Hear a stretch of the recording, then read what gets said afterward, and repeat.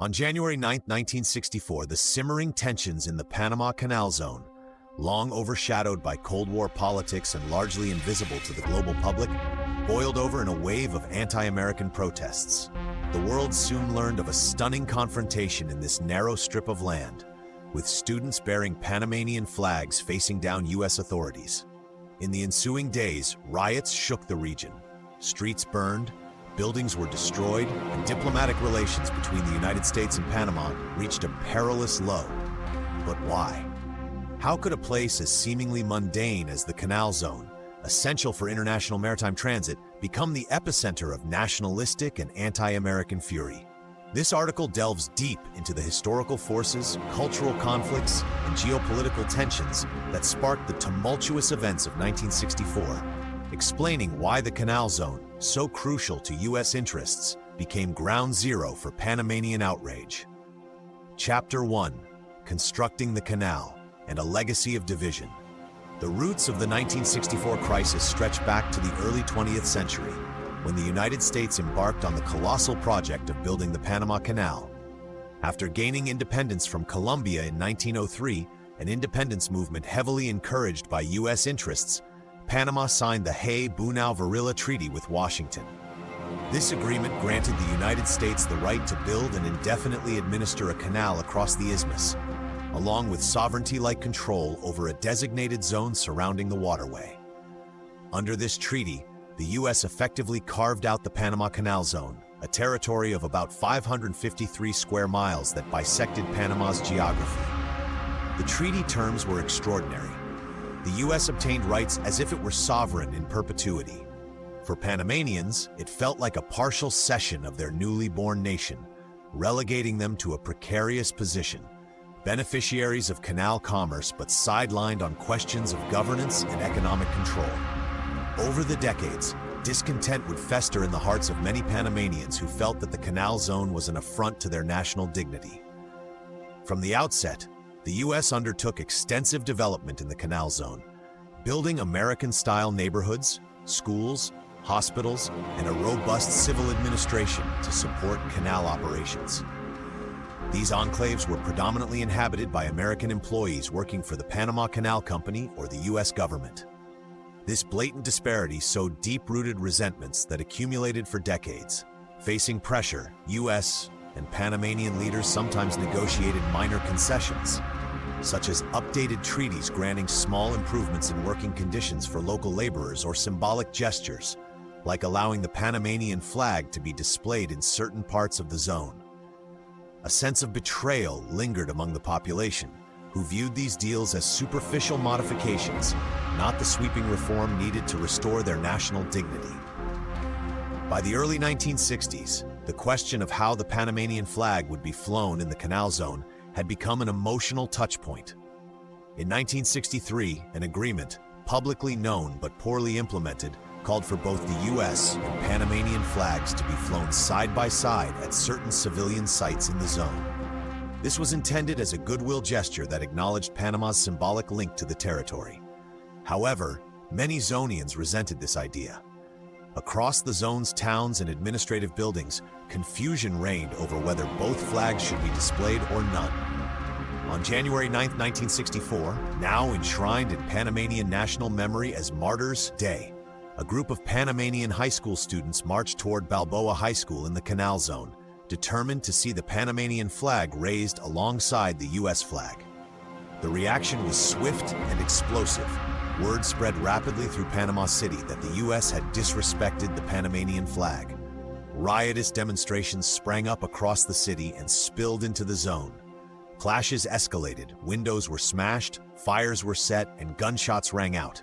The confrontation left more than 20 Panamanians and several U.S. nationals dead, with hundreds wounded. The violence shocked both countries. In the blink of an eye, a symbolic disagreement over flag protocol had unleashed decades of pent-up anger.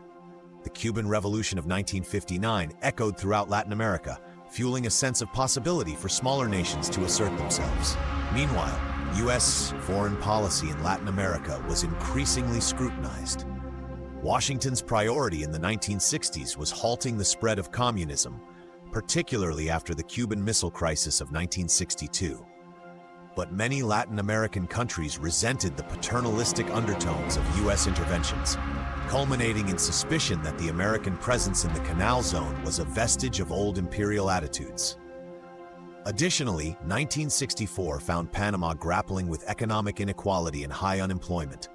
Although the canal brought some prosperity, it didn't trickle down evenly. Much of the canal's revenue and control lay in American hands, leaving the surrounding Panamanian communities with only marginal benefits. While the Panamanian elite often had business or political ties that aligned them with U.S. policy, the working classes and student groups chafed under the existing social order. The sense of disenfranchisement made the sight of the American flag flying unaccompanied in territory that was nominally Panamanian feel like a final indignity. In the days following January 9, 1964, tensions remained dangerously high. As images of the riots and the torn Panamanian flag circulated, anger flared across the country. Students blockaded roads, workers went on strike, and anti-American graffiti appeared on walls near the Canal Zone border. The Panamanian government, led by President Roberto Chiari, responded decisively. On January 10th, Chiari announced Panama would break diplomatic relations with the United States. It was an astonishing move, underscoring the severity of the crisis. Not since Panama's independence in 1903 had the country seen such fervent patriotism or anti-American sentiment. The public mood was that enough was enough.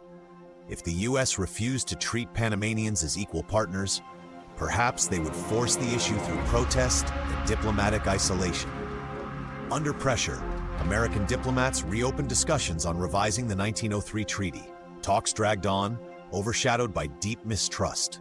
However, the fact that the U.S. suddenly found itself diplomatically isolated by a tiny country underscored how potent nationalism had become.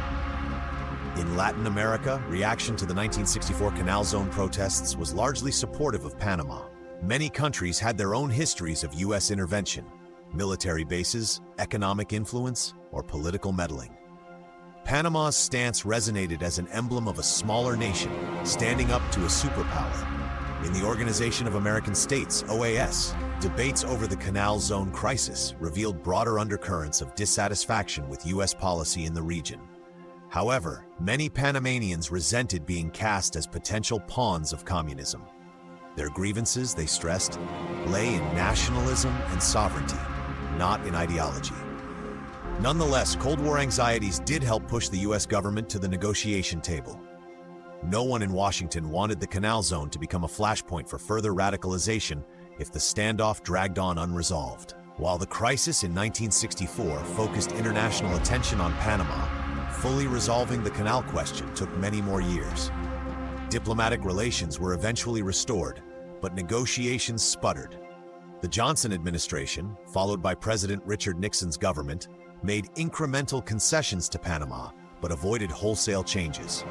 It was not until the 1970s, under General Omar Torrijos in Panama and President Jimmy Carter in the U.S., that decisive progress was made. The Torrijos-Carter treaties, signed in 1977, finally set the stage for the full transfer of the canal to Panamanian control by the end of 1999. Many Panamanians view the treaties as the ultimate vindication of their cause, the fruit of decades of nationalist struggle, rooted, in no small part, in the events of 1964. The January 1964 protests occupy a unique place in Panamanian history. They signaled that the national patience for American control in the Canal Zone had run out. Those few days of violence and upheaval cemented a narrative of heroic resistance that played powerfully into Panamanian politics for decades. For the U.S., the riots demonstrated that overshadowing the desires of local populations could have explosive consequences, even in contexts where the U.S. held overwhelming power. In the broader sense, the confrontation tested the limits of U.S. foreign policy. Policymakers discovered that the old assumptions, which had shaped the 1903 treaty and the day-to-day governance of the zone, were outmoded in a new era of decolonization and national self-determination. The flag incident turned out to be far more than a local scuffle. It was a watershed moment in the bilateral relationship, marking the beginning of the end for the zone as an American enclave. Decades after the final handover in 1999, the Panama Canal stands under Panamanian administration, a testament to the success of the country's long struggle for sovereignty. With revenues from the expanded canal, Panama has pursued modern infrastructure projects and become a regional transport hub. The ghosts of 1964 linger mainly as historical memory, commemorated every January 9th, when Panamanians remember the martyrs of the Canal Zone. Yet challenges remain.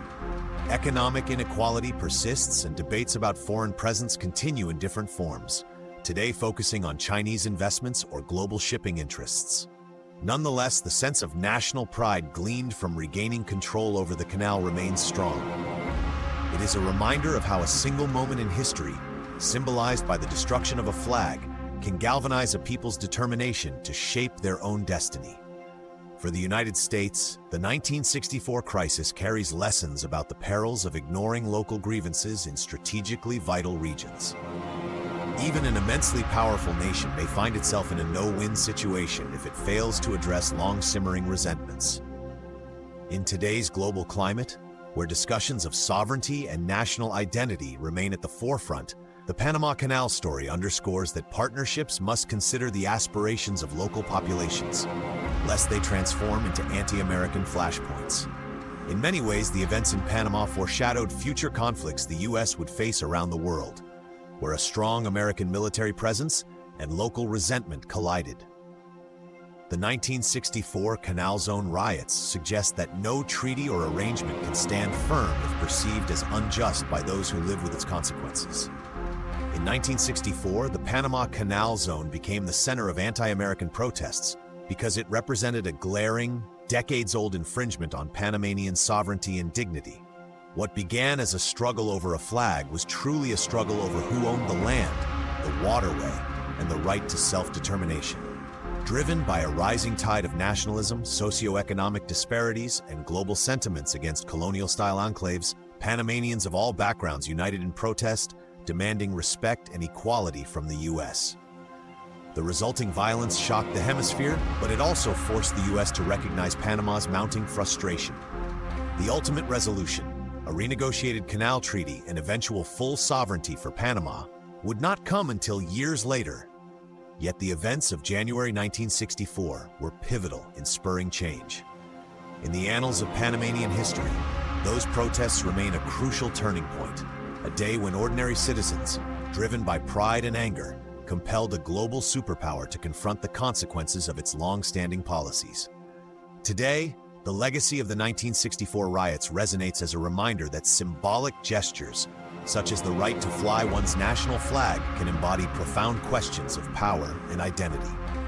In one brief, tumultuous moment, Panamanians reasserted their place in a story that had long been written by others.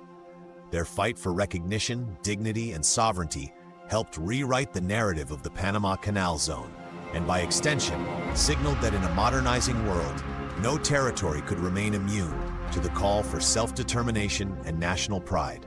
When President Theodore Roosevelt signed the Hay-Bunau-Varilla Treaty with Panama in 1903, the United States gained sovereignty over the portion of the newly formed country of Panama, which would become the Panama Canal, a modern-day marvel that revolutionized international shipping and solidified America as a global power.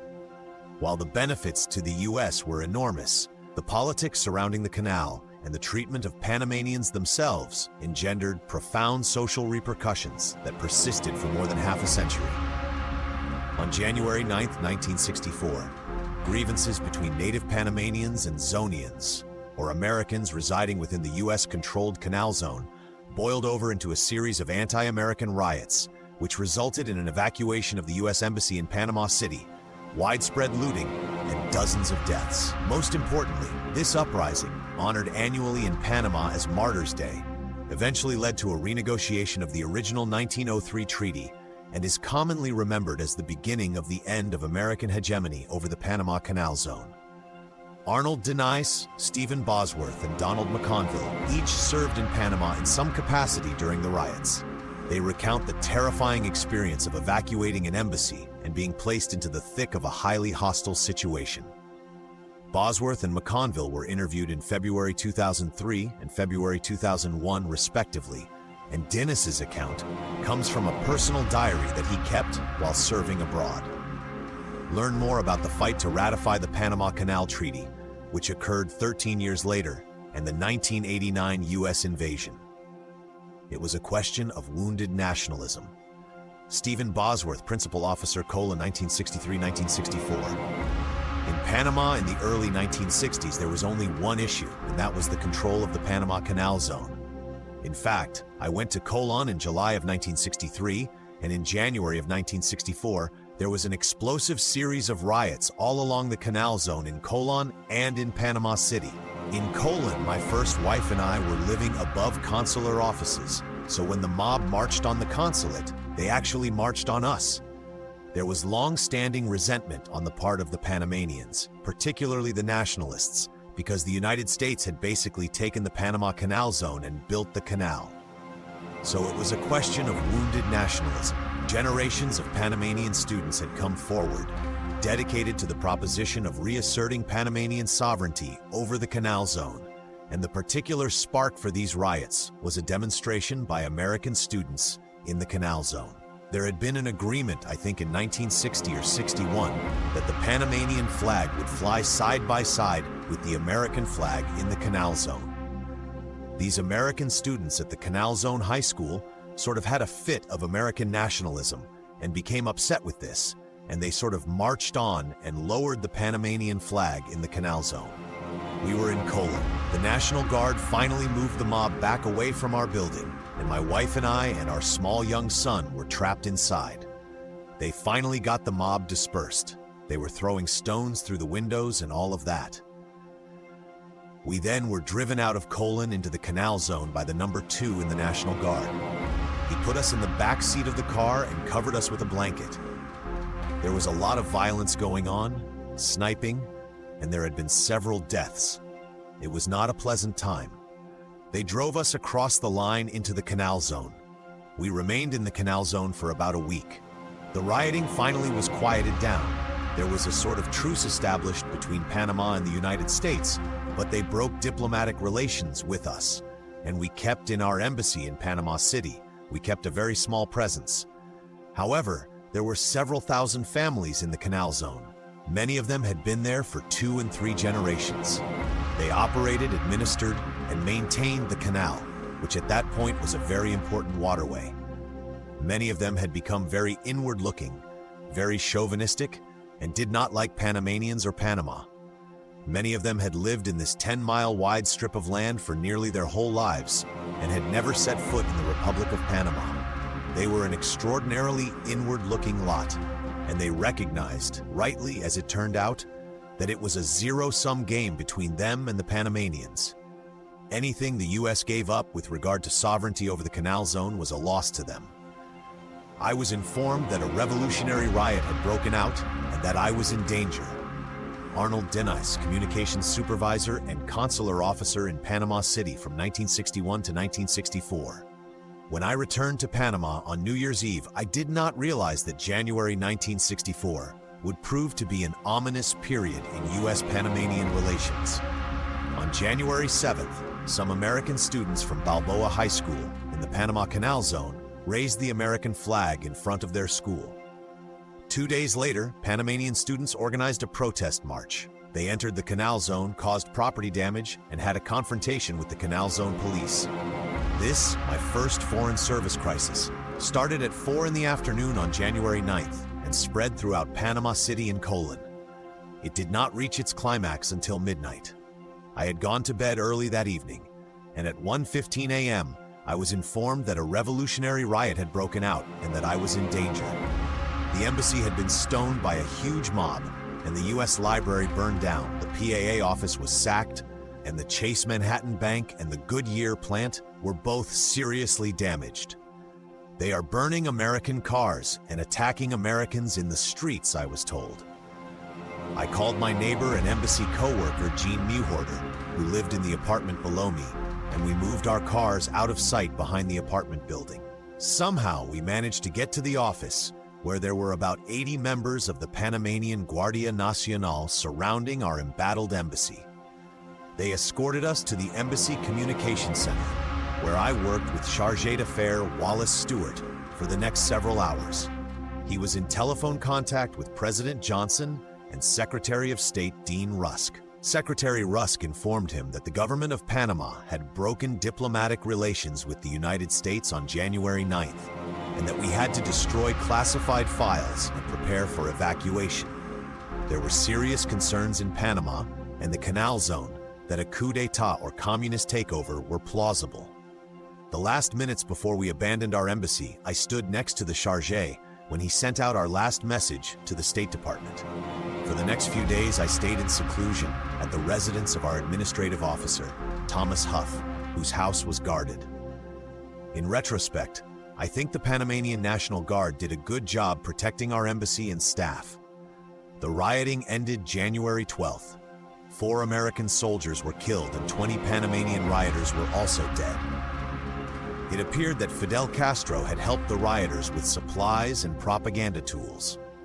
Under pressure from University of Panama students, Panamanian President Roberto Chiari firmly stated that relations with the U.S. would not be renewed unless it agreed to negotiate a new treaty with Panama on the canal. The 1903 Canal Treaty gave Panama its independence from Colombia and the U.S. the right to run the Panama Canal in perpetuity. Thomas Mann, Under-Secretary of State for Latin American Affairs, had been dispatched by President Johnson to talk things over with President Chiari. On January 17th, we were all evacuated to the Canal Zone, and I stayed 9 days at the Canal Zone College.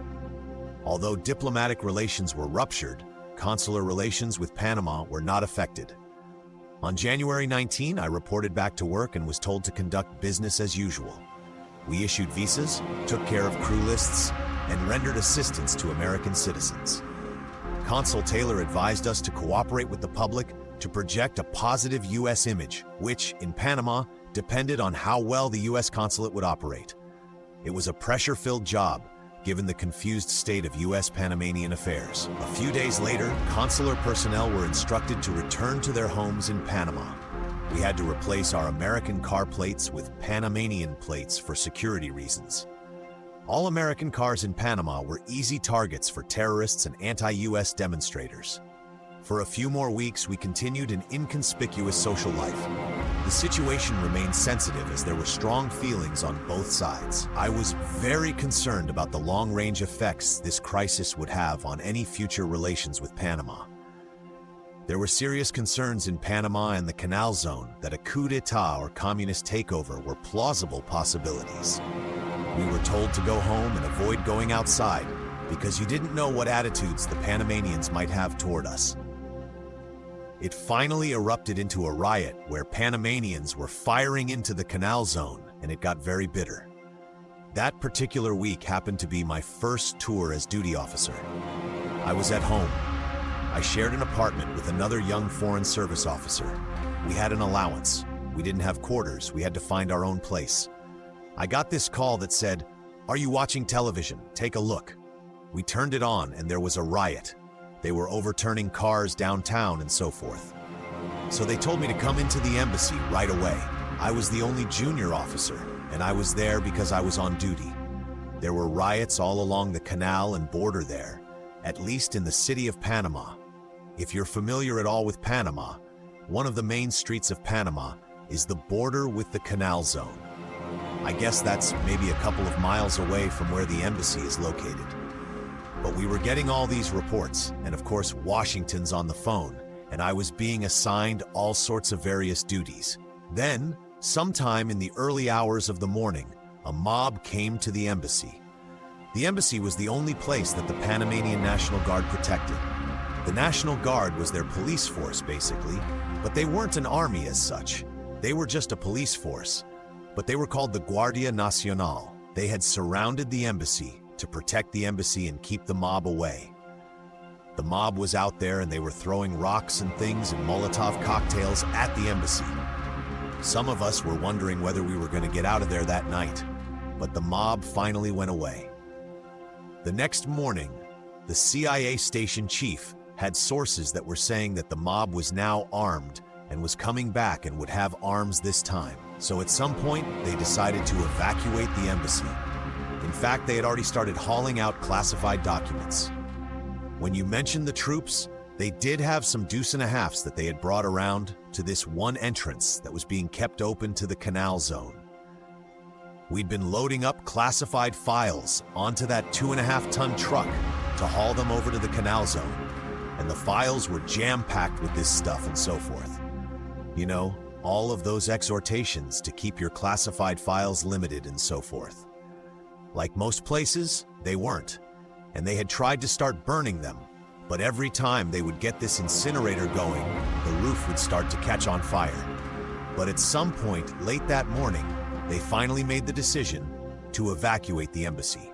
So we were all, those of us who were there, told to go home and stay at home and try to be careful and avoid going outside, because you didn't know what attitudes the Panamanians might have toward us.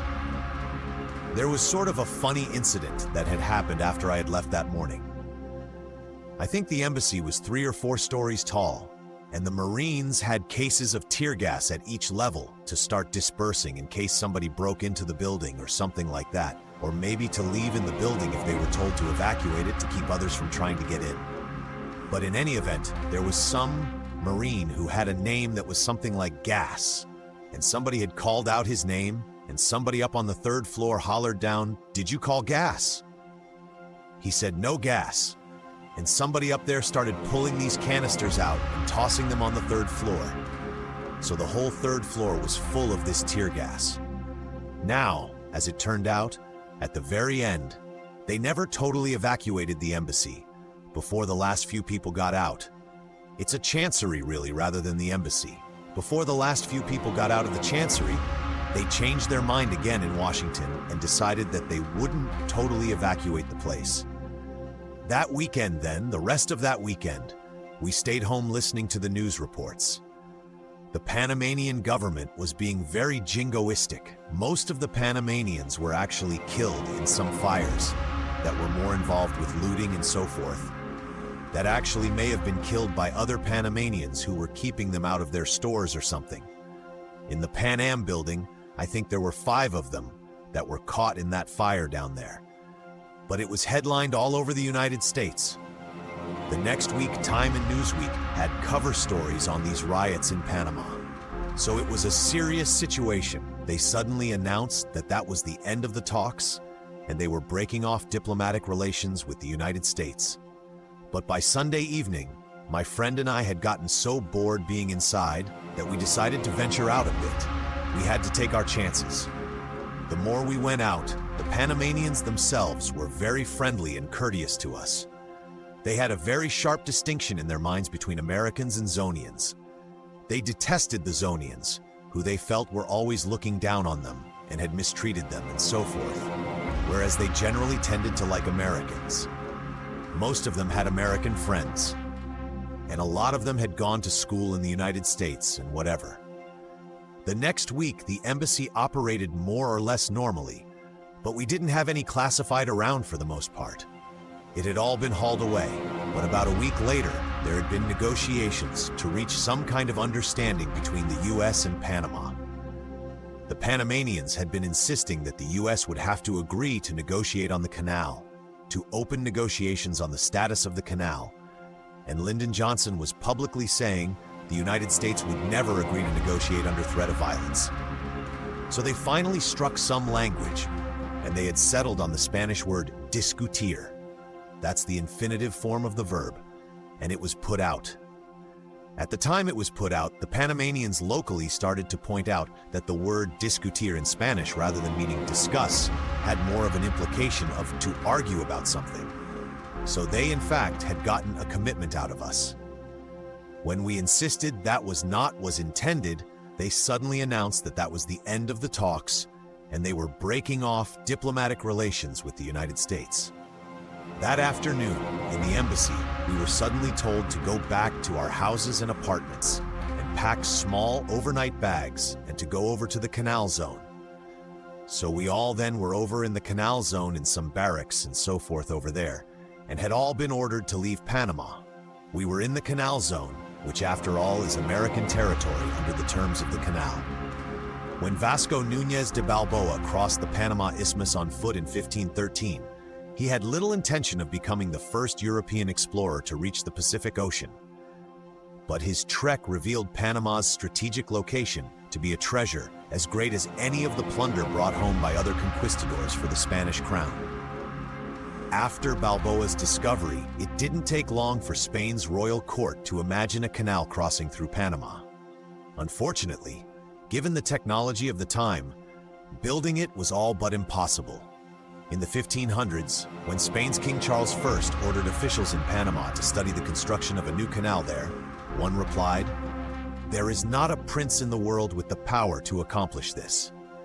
It was nevertheless an important overland route for centuries to come. And when an American consortium finally succeeded in building a railroad through Panama's dense jungle in 1855, the line proved immensely popular. Many locals, however, weren't happy. A year after it opened, riots broke out between some Panamanians and the train's passengers. There were international tensions too. Emboldened by the expansionist beliefs of President Theodore Roosevelt, U.S. officials amplified the rift between Panama and Colombia, so that when negotiations with Colombia broke down, the U.S. government successfully backed insurgent Panamanians, allowing them to win their independence. U.S. President Theodore Roosevelt, in a construction vehicle in the Canal Zone in 1906. To facilitate construction of the new canal, the U.S. required it to give up 5 miles of land along each side of the planned 48-mile canal route, where the U.S. would exercise virtual sovereignty. This area would be known as the Panama Canal Zone. The Canal Zone officially opened on the 4th of May, 1904. After the American command took over, construction began on the canal itself, but also on homes, schools, hospitals, offices, and recreational areas for the thousands of new American residents who would come to call themselves Zonians. It was an island on the isthmus whose thorough separation from its host country instilled in its inhabitants a level of American nationalism surpassing that of their compatriots back home. The Canal Zone was governed by a rigid social hierarchy. Social standing, as well as salaries, were managed through a combination of army hierarchy and the zone's moralistic bylaws. While married couples were allowed to occupy homes, bachelors were relegated to shared housing. These bylaws also enshrined overtly racist segregation. Residents were divided into gold roll and silver roll workers. Gold roll workers were exclusively white. Silver roll workers were mainly black, most of them migrants from Caribbean island nations. "Caste lines are as sharply drawn as they are in India," said one Zonian quoted in Suzanne P. Johnson's Brief History of the Canal Zone. "Every rank and shade of a man has a different salary, and exactly in accordance with that salary is he housed, treated, and furnished, down to the last item." Naturally, silver roll workers bore the brunt of the risks and hazards of constructing the new canal. As mountains of dirt were hauled from the Great Canal's path, and mammoth lock gates that would allow ships to climb the country's mountainous terrain were lowered into place, impoverished workers from the West Indies died in their thousands. Accidents, disease, and miserable work conditions all contributed to the carnage. In the end, the canal's official death toll came to 5,609 workers, only 350 of whom were white. "I shall never forget the trainloads of dead men being carted away daily, as if they were just so much lumber," recalls Alfred Doughton, a West Indian canal worker quoted in David McCullough's extensive canal history, The Path Between Two Seas. It was a living hell. Construction of the Panama Canal's locks and gates a year before its opening in 1914. Photograph H.N. Rudd, Corbis. For those Zonians not confined to the Silver Roll, life was good, and once the canal finally opened in August 1914, ushering a steady flow of battleships and cargo freighters through the leafy Panamanian jungle, their lives only got better. Canal Zone residents boasted they never had to leave it for Panama City since all the comforts of American life were available in the zone. Theaters screened the latest movies from American studios. Convenience stores were stocked with the same goods Zonians were used to back home. Restaurants served hamburgers and milkshakes. Since the function of the Canal Zone was primarily to defend the canal, its population fluctuated depending on America's military operations, peaking at around 100,000 during the Korean War. But the zone also maintained a sizable civilian population, and when it was eventually closed at the end of the 20th century, many former residents decried the decision. For Panama, however, the effects of the canal and its surrounding U.S.-controlled zone were far less positive. From the beginning, American construction efforts were designed specifically to offer as little economic benefit to native Panamanians as possible. A working paper by researchers Noel Maurer and Carlos Yu finds that American officials worked to deliberately minimize the spillovers from the canal by prohibiting Panamanians from working on it and Panamanian businesses from providing services to the canal zone or to the ships passing through. Panamanian residents couldn't cross their own country at times without having to answer to a foreign police, says Michael Donahue, author of Borderland on the Isthmus, Race, Culture, and the Struggle for the Canal Zone. Though the wall did not fully limit access to the zone, it further stoked hostilities. In 1964, they reached a tipping point. On the 9th of January, a group of angry students at Panama's Instituto Nacional marched into the canal zone and insisted on raising Panama's flag above Balboa High School. When students and staff rejected them, they became violent, destroying property in the zone. Authorities responded by tear-gassing the crowd. In the violence that ensued, property was damaged on both sides of the zone, including parts of the wall. The incident left a death toll of 28 people, most of them Panamanians. A dramatic photo of the flag-raising incident made the cover of Life magazine. To this day, 9th January is commemorated in Panama as Martyrs' Day. Housing in the canal zone where U.S. Senator John McCain lived as a baby, the complex is now occupied by squatters. The incident led to an international uproar, highlighting the stark divisions between Panama City and the canal zone. Jose Ponce, a 10th grade Panamanian student at the time, recalled, "There was an apartheid that existed in the colonial atmosphere of the zone." After the incident, Colombia's ambassador to the United States would visit the damaged wall and compare it to another brutal symbol of segregation. "In Panama, there exists another Berlin Wall," he said. The incident also created a crisis within the U.S. Though newly elected President Lyndon Johnson reacted deftly, preserving U.S. sovereignty over the canal zone for the time being, its days as an American territory were numbered. The expansionist mentality of the early 1900s had given way to the chessboard strategizing of the Cold War. American strategists accepted it would be best to abandon control of the zone as a trade-off to discourage Latin American countries from turning to Soviet-style communism. In 1977, U.S. President Jimmy Carter and Panamanian President Omar Torrijos signed two treaties that would phase out U.S. control of the canal zone and the canal itself. Though many Panamanians were relieved by this deal, the hostilities were far from finished. Manuel Noriega in Panama City, October 1989, after an attempted coup failed to oust him from power. By 1989, Panama City had changed considerably from the sleepy tourist town it was before the canal was built. The city became known as a center for international banking, propped up both by international trade and booming Colombian drug cartels looking for a place to launder their money. During the elections that year, incumbent President Manuel Noriega appeared to have been beaten by his challenger, Guillermo Endara. Noriega, a former operative on the payroll of the CIA, had since drifted from his U.S.-friendly position after a fallout with the Reagan administration.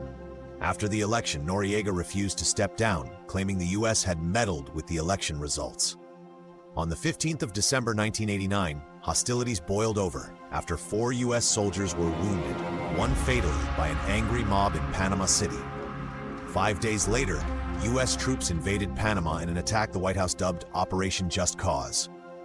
The main objective of the operation was the overthrow of Noriega. An attack on the headquarters of the Panama Defense Forces spread to the impoverished El Chorrillo neighborhood, however, causing extensive damage to civilians and their property. A few hours after the invasion began, Noriega was deposed as president and Endara was officially sworn in.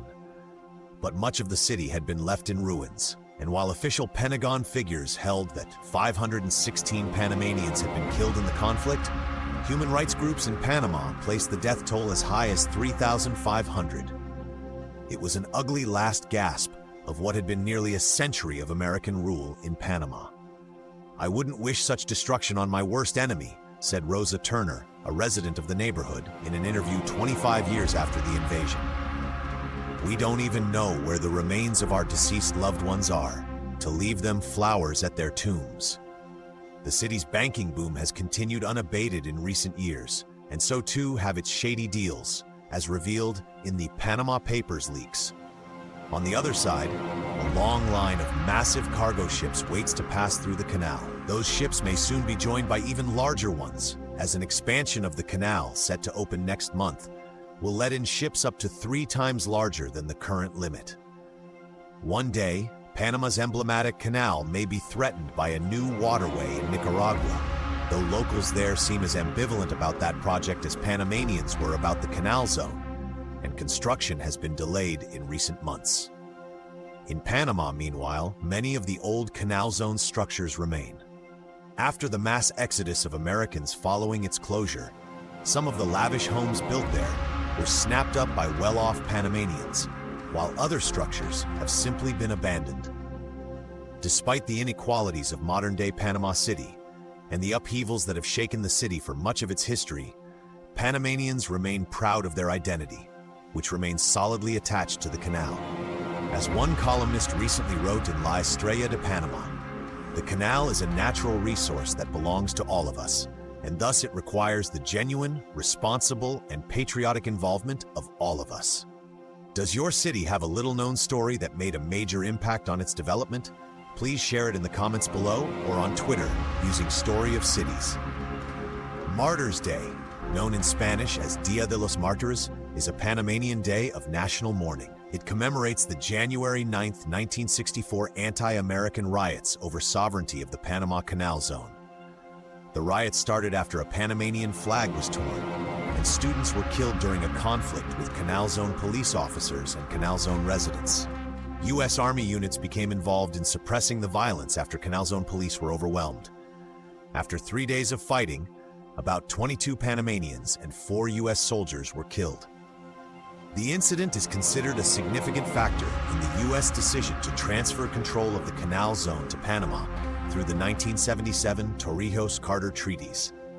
After Panama gained independence from Colombia in 1903, with the assistance of the U.S., there was resentment amongst some Panamanians as a result of the Hay-Bunau-Varilla Treaty, which ceded control of the Panama Canal Zone to the U.S. in perpetuity, in exchange for a $10 million initial payment and yearly $250,000 payments thereafter. In addition, the United States government purchased title to all the lands in the Canal Zone from the private owners.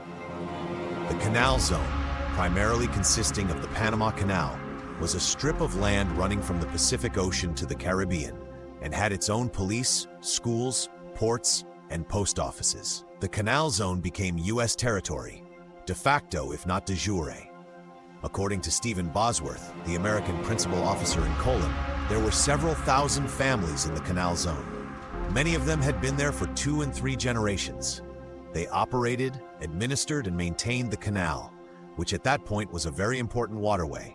Many of them had become very inward-looking, very chauvinistic, and did not like Panamanians or Panama. Many of them had lived in this 10-mile-wide strip of land for nearly their whole lives, and had never set foot in the Republic of Panama. Anything the U.S. gave up with regard to sovereignty over the Canal Zone was a loss to them. They were American colonials. In fact, they were in this little American enclave, very well paid, lived very well, very generous fringe benefits, and they recognized that as the Panamanians took control of the canal that they would lose. This group was commonly referred to as Zonians. In January 1963, U.S. President John F. Kennedy agreed to fly Panama's flag alongside the U.S. flag at all non-military sites in the Canal Zone where the U.S. flag was flown. However, Kennedy was assassinated before his orders were carried out. 1 month after Kennedy's death, Panama Canal Zone Governor Robert J. Fleming, Jr. issued a decree limiting Kennedy's order. The U.S. flag would no longer be flown outside Canal Zone schools, police stations, post offices, or other civilian locations where it had been flown. But Panama's flag would not be flown either. The governor's order infuriated many Zonians, who interpreted it as a U.S. renunciation of sovereignty over the Canal Zone. In response, outraged Zonians began flying the U.S. flag anywhere they could. After the first U.S. flag to be raised at Balboa High School was taken down by school officials, the students walked out of class, raised another flag, and posted guards to prevent its removal. In what was to prove a miscalculation of the volatility of the situation, Governor Fleming departed for a meeting in Washington, D.C. on the afternoon of January 9, 1964. For him and many others, the U.S.-Panama relationship was at its peak. The exploding situation caught up with the governor while he was still en route to the U.S. over the Caribbean. While a Panamanian response to the flag raisings by the Zonians was expected, the crisis took most Americans by surprise. Several years later, Lyndon B. Johnson wrote in his memoirs that, "When I heard about the students' action, I was certain we were in for trouble." The news of the actions of the Balboa High School reached the students at the Instituto Nacional, Panama's top public high school. Led by 17-year-old Guillermo Guevara Paz, 150 to 200 demonstrating students from the institute crossed the street into the Canal Zone and marched through the neighborhoods to Balboa High School, carrying their school's Panamanian flag and a sign proclaiming their country's sovereignty over the U.S. Canal Zone. They had first informed their school principal and the Canal Zone authorities of their plans before setting out on their march. Their intention was to raise the Panamanian flag on the Balboa High School flagpole alongside the U.S. flag. At Balboa High, the Panamanian students were met by Canal Zone police and a crowd of Zonian students and adults. After negotiations between the Panamanian students and the police, a small group was allowed to approach the flagpole, while police kept the main group back. A half-dozen Panamanian students, carrying their flag, approached the flagpole. In response, the Zonians surrounded the flagpole, sang the Star-Spangled Banner, and rejected the deal between the police and the Panamanian students. Scuffling broke out. The Panamanians were driven back by the Zonian civilians and police. In the course of the scuffle, Panama's flag was torn. The flag in question had historical significance. In 1947, students from the Instituto Nacional had carried it in demonstrations opposing the Philos-Hines Treaty and demanding the withdrawal of U.S. military bases. Independent investigators of the events of January 9, 1964, later noted that the flag was made of flimsy silk. There are conflicting claims about how the flag was torn. Canal Zone Police Captain Gaddis Wall, who was in charge of the police at the scene, denies any American culpability. He claims that the Panamanian students stumbled and accidentally tore their own flag. David M. White, an apprentice telephone technician with the Panama Canal Company, stated that the police gripped the students, who were 4 or 5 abreast, under the shoulders and the armpits and edged them forward. One of the students fell or tripped, and I believe when he went down, the old flag was torn. None of these accounts have been definitively proven. One of the Panamanian flag bearers, Eligio Carranza, said that they started shoving us and trying to wrest the flag from us, all the while insulting us. A policeman wielded his club, which ripped our flag. The captain tried to take us where the other Panamanian students were. On the way through, the mob pulled and tore our flag. To this day, the issue remains highly contentious, with both sides saying the other instigated the conflict. As word of the flag desecration incident spread, angry Panamanian crowds formed along and across the border between Panama City and the Canal Zone. At several points, demonstrators stormed into the zone, planting Panamanian flags. Canal Zone police tear-gassed them. Rocks were thrown, causing injuries to several of the police officers. The police responded by opening fire. Canal Zone authorities asked the Panama National Guard, Panama's armed forces, to suppress the disturbances, but they did not intervene.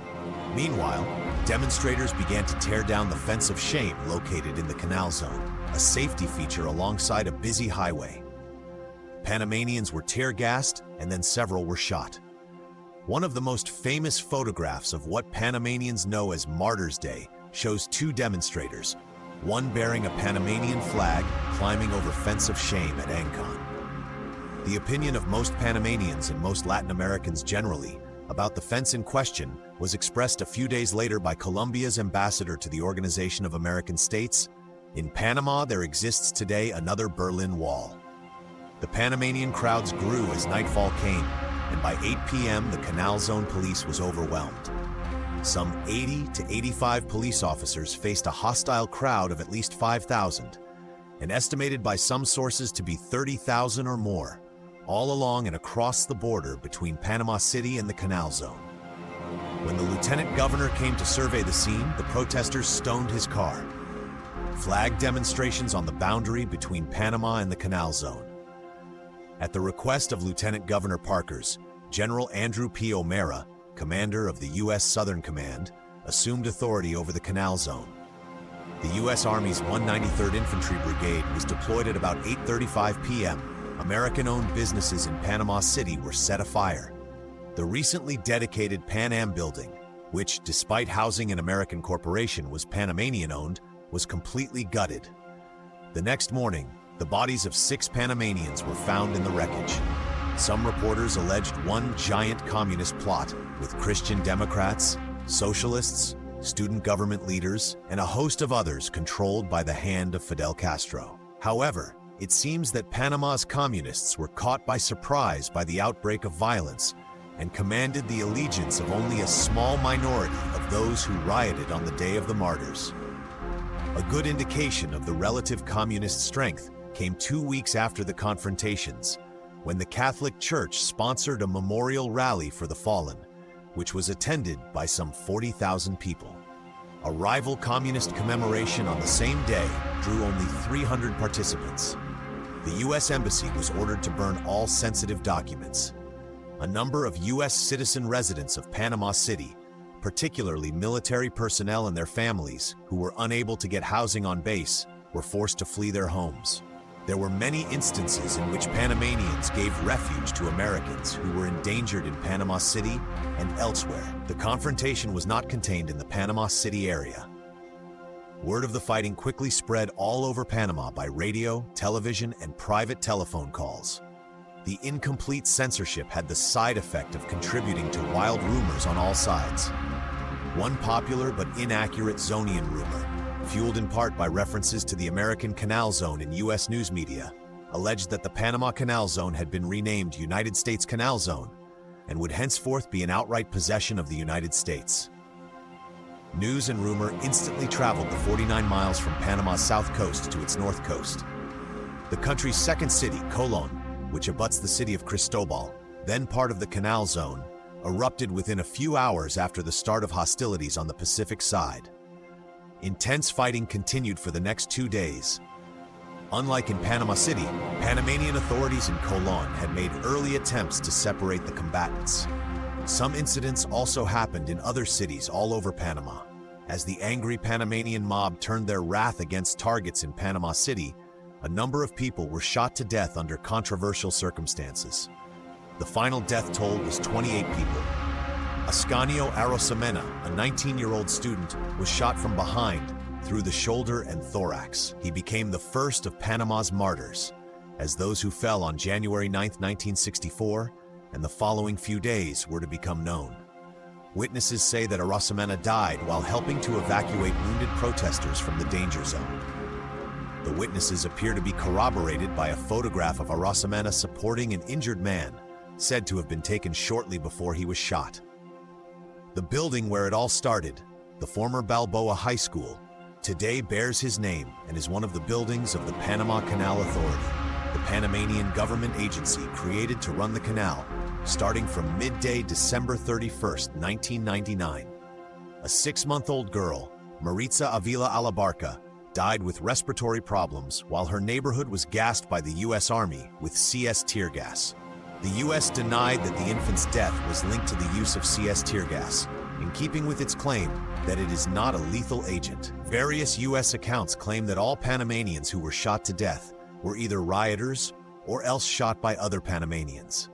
Various Panamanian versions blame all Panamanian deaths on U.S. forces, though those who died in the Pan American Airlines building fire cannot reasonably be said to have died at the hands of American forces. The official Canal Zone police version is that the police did not shoot directly at anybody, but only fired over the heads or at the feet of rioters. The police version was disputed by independent investigators, who found that the police fired directly into the crowds and killed Arosemena and a number of other Panamanians. Denny ballistics experts claim that 6 Panamanians were killed by .38 caliber Smith & Wesson police revolvers fired by the Canal Zone police. The list of Panama's martyrs can be found at the Martyrs Memorial in the former Balboa High School in Panama City. The 21 as listed there include Maritza Avila Alabarca, Ascanio Arosemena, Rodolfo Sanchez Benitez, Luis Bonilla, Alberto Constance, Gonzalo Krantz, Teofilo de la Torre, José del Cid, Victor Garibaldo, José Gil, Ezequiel González, Victor Iglesias, Rosa Lendecho, Carlos Lara, Gustavo Lara, Ricardo Murgas, Estanislao Orobio, Jacinto Palacios, Ovidio Saldaña, Alberto Tejada, and Celestino Villareda. Most U.S. accounts put the number of Americans killed in these events at 4, though others put the death toll at 3 or 5. Those who died on the American side include Staff Sergeant Luis Jimenez Cruz, Private David Haupt, and First Sergeant Gerald Aubin, who were all killed by sniper fire on the 9th and 10th in Colon, and Specialist Michael W. Rowland, whose death was caused by an accidental fall into a ravine on the evening of the 10th. Another 30 U.S. military personnel were wounded in operations to separate the Panamanian and Canal Zone protesters. Most of the 17 injuries suffered by U.S. civilians resulted from thrown rocks or bottles. When the fighting was over, Denai investigators found over 600 bullets embedded in the Legislative Palace. Santo Tomas Hospital reported that it had treated 324 injuries and recorded 18 deaths from the fighting. After the fighting, American investigators found over 400 bullets embedded in the Tivoli Hotel. Years after the events of January 1964, a number of U.S. Army historical documents were declassified, including Southcom's figures for ammunition expended. The official account has it that the U.S. Army fired 450 .30 caliber rifle rounds, 5 .45 caliber pistol bullets, 953 shells of birdshot, and 7,193 grenades or projectiles containing tear gas. Also, the Army claims to have used 340 pounds of bulk CN1 chemical, weak tear gas, and 120 pounds of CS1 chemical, strong tear gas. According to the Panamanian Denai, out of the 1,850 .38 caliber bullets that the Canal Zone police allegedly fired directly into the crowd, only 6 Panamanians were fatally wounded. Of the remaining 2,008 bullets, shells, and rounds, the 7,193 tear gas grenades or projectiles, the additional 460 pounds of tear gas, only 15 Panamanians were fatally wounded. International reaction was largely unfavorable against the United States. The British and French governments, who had been criticized by U.S. administrations for their foreign policy and handling of their various colonies, accused the U.S. of hypocrisy and argued that their Zonian citizens were as obnoxious as any other group of colonial settlers. The first steps in that direction were taken shortly thereafter on April 3, 1964, when both countries agreed to an immediate resumption of diplomatic relations, and the United States agreed to adopt procedures for the elimination of the causes of conflict between the two countries. The role played by the Panamanian ambassador to the United Nations, Miguel Moreno, is also worth mentioning. Moreno is remembered for his strong speech against the United States at the UN General Assembly. This incident is considered to be the catalyst for the eventual U.S. abolition of the in perpetuity control of the Canal Zone and divestiture of its title to property there, with the 1977 signing of the Torrijos-Carter Treaties, which dissolved the Canal Zone in 1979, set a timetable for the closing of U.S. Armed Forces bases, and transferred full control of the Panama Canal to the Panamanian government at noon, December 31, 1999. 2 monuments have been built in Panama City to commemorate these events. One was built where the flagpole incident happened, the former Balboa High School, today a Panama Canal Authority building that bears the name of Ascanio Arosemena, known as the first martyr and maybe the most famous one. It was built by the Panama Canal Authority and consists on a covered entryway containing the memorial, which has a name of a martyr on each column and an eternal fire in the middle and the Panamanian flag afterwards in a sort of open-to-the-sky square on a flagpole. Another monument, built in front of the Legislative Assembly on the former Panama City Canal Zone limits, consists on a life-sized monument in the form of a lamppost, with 3 figures climbing it to raise their flag. The monument reflects the photograph that was on the cover of Life, in which 3 students scaled the 3.7-meter, 12 feet, high safety fence and climbed a lamppost, and the one in the top had a Panamanian flag.